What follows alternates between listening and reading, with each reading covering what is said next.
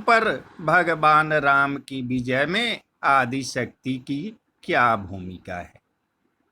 भगवान राम की प्रेरणा और शक्ति थी माता सीता। रामायण के नायक राम हैं, परंतु इस कथा की निर्देशिका शक्ति है।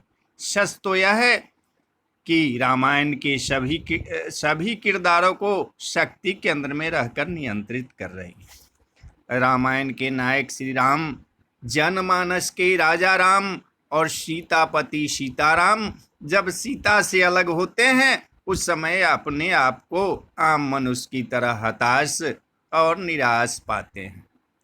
नारद के उपदेश पर श्री राम ने नवरात्रि पूजन संपन्न किया और आश्वान्वित होकर पूरी शक्ति के साथ युद्ध किया और विजय प्राप्त की।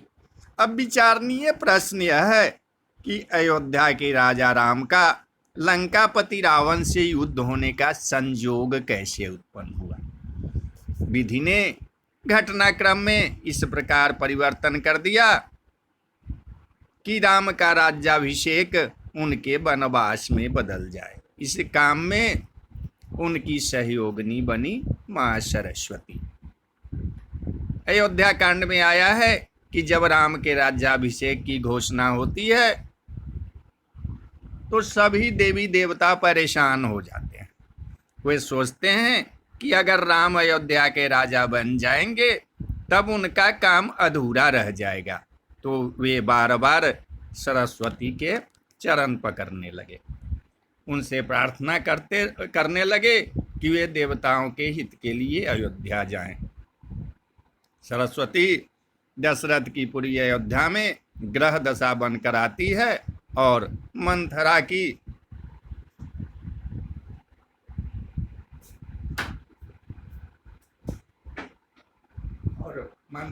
मति फेरकर चली जाती है और इसका परिणाम यह होता है कि राम को बन जाना पड़ता है, जहां पर रावण छल से सीता का हरण कर लेता है।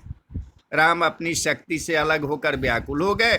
उनका यह रूप देखकर शिव की अर्धांगिनी सती विस्मित हो गई और उनकी परीक्षा लेने के लिए सीता का रूप धरकर पहुंच गई। यहाँ पर शक्ति का माया जाल दिखाई देता है। माना जाता है कि सीता स्वयं अग्नि में समाहित हो गई और उन्होंने अपनी छवि, अपनी छाया बाहर छोड़ दी। इससे एक बात और स्पष्ट हो जाती है कि सीता में अग्नि की ज्वाला भी है जो शक्ति का प्रतीक है। शक्ति के पूजन के बिना मनुष्य भवसागर के पार नहीं जा सकता। रामायण की कथा में नायक श्री राम हैं और उनके क्रियान्वित शक्ति कर रही। राम एवं सीता जब सीता राम में जुड़ जाते हैं तब संक्षेप में श्री राम बन जाते हैं। जहाँ श्री आद्य शक्ति का प्रतीक है, तो बोलिए जय जय सिया राम, जय सिया राम।